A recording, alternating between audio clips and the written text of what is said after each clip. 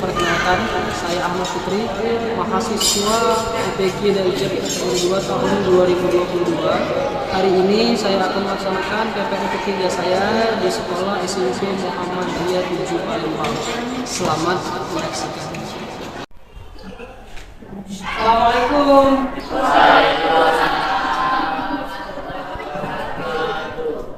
Apa kabar anak-anak? Alhamdulillah. Sebelum mulai pelajaran, kita awali dengan doa. Silakan, Pak kelas pimpin doa.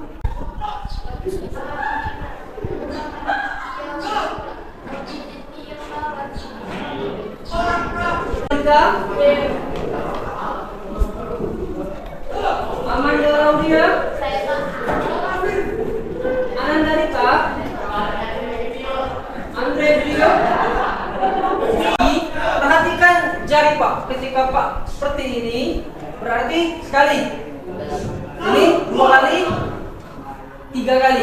Selamat pagi, pagi, pagi, pagi. Kalau 3, jika hanya sekali selamat pagi, pagi. Jelas ya? Perhatikan fokusnya. Selamat pagi. Pagi, pagi, pagi, Selamat pagi. pagi. Ini tidak berulang. Belum, ya? Selamat pagi. Pagi, pagi, Fokus lagi, ya? Selamat pagi. pagi. Belum bergerak, ya? Sekali lagi ya. Selamat pagi. Pagi, pagi, pagi. 2 kali. Oke. Kita mulai pelajaran dengan mental yang sangat baik ya, dengan semangat yang penuh.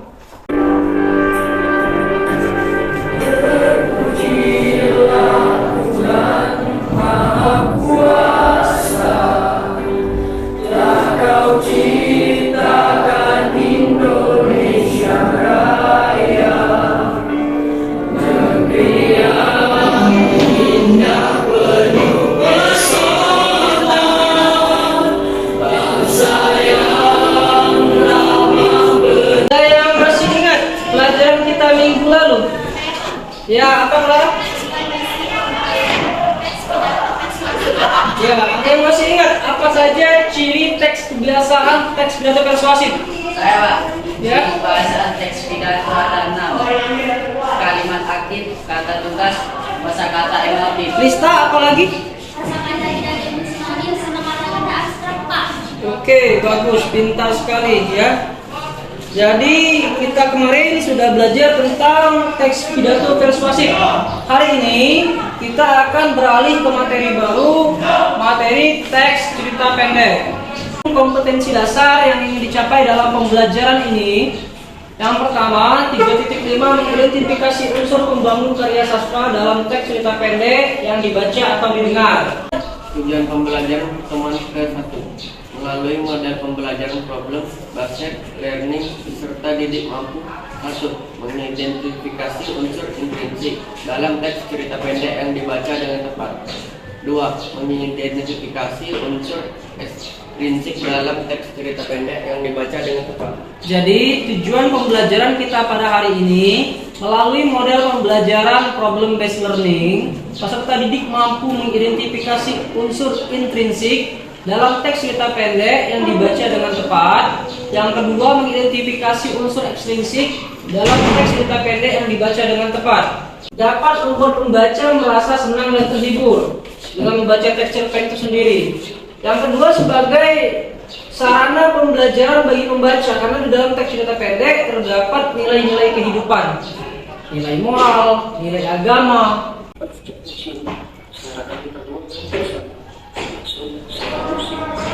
Semuanya dari pagi hingga sore, kami berdua mengantri untuk memiliki konser sesuatu idola adalah tentu saja antrian untuk membeli tiket konser begitu panjang.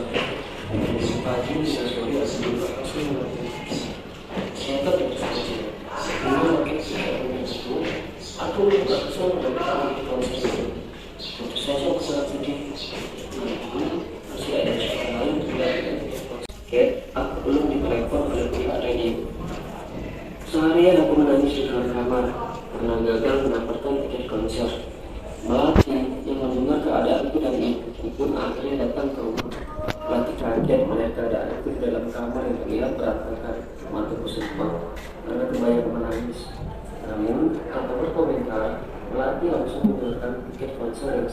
Menceritakan tentang apa cerpen ini?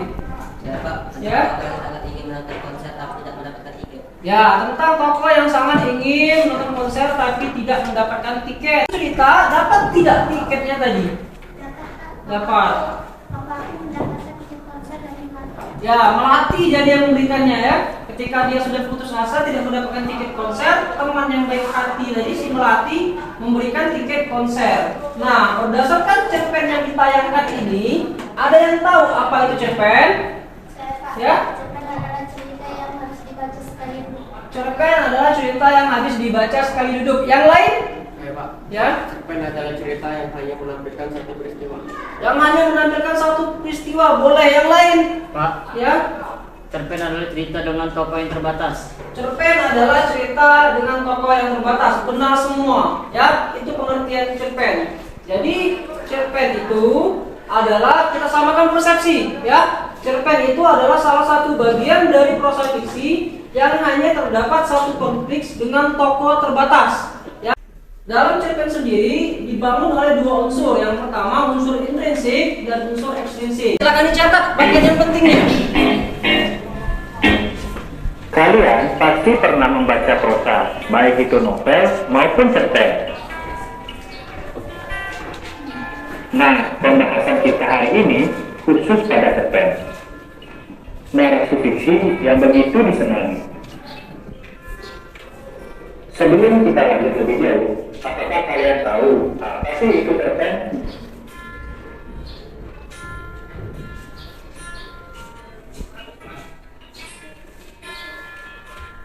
Nah, jadi cerpen adalah prosa naratif atau cerita fiksi kurang dari 10.000 kata yang menusahkan cerita pada satu tokoh dalam satu situasi atau konflik.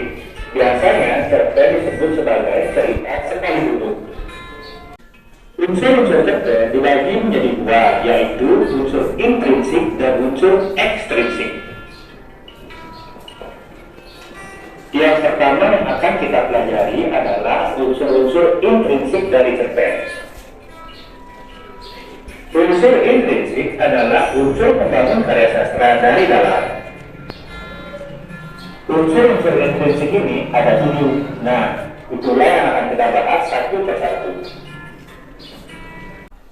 Yang pertama adalah tema.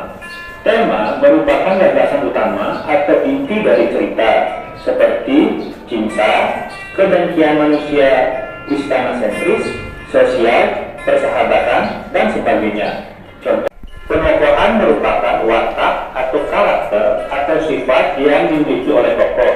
Contohnya, tokoh saya memiliki karakter kritis, pintar, perhatian.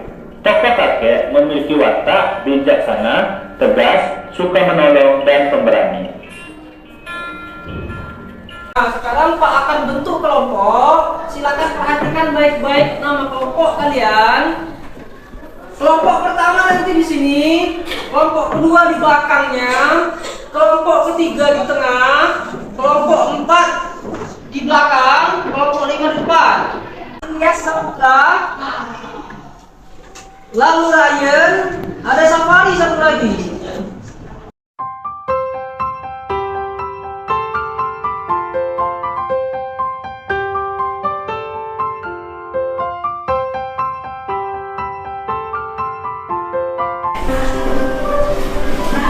Kelompok 2.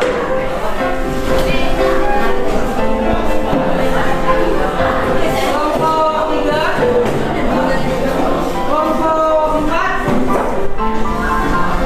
Nah, yang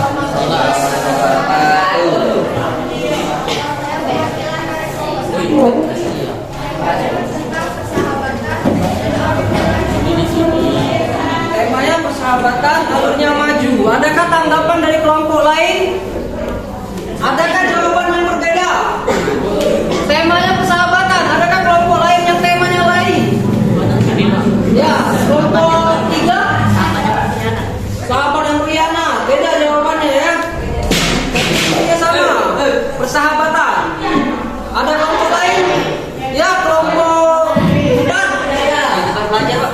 Kehidupan pelajar, boleh. Ya, bagus. Walaupun jangan membicarakan keburukan orang lain. Ya, jelas ya? Silakan dibukukan SKPD-nya.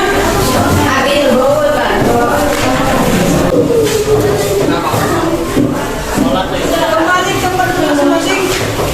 Satu orang, siapa yang bisa menyimpulkan pelajaran kita hari ini? Apa yang kita pelajari hari ini? Ya. Unsur intrinsik dengan ekstrinsik. Unsur intrinsik dan ekstrinsik. Unsur intrinsik tadi apa saja? Ya. Ada pembangunan karya dari dalam. Ya, apa saja isinya? Tema tokoh bergambar latar alur sudut pandang amanat. Oke, bagus sekali. Ya, jelas ya. Jadi hari ini kita belajar tentang unsur intrinsik dan juga ekstrinsik dalam teks cerita pendek. Apakah belajar hari ini menyenangkan? Sangat menyenangkan. Ya, adakah kekurangan pelajaran kita hari ini? Tidak. Nah, untuk selanjutnya, silakan kalian pelajari tentang ciri kebahasaan teks cerita pendek. Mengakhiri pelajaran, silakan pimpin doa dulu untuk menutup pelajaran hari ini. Ketua kelas.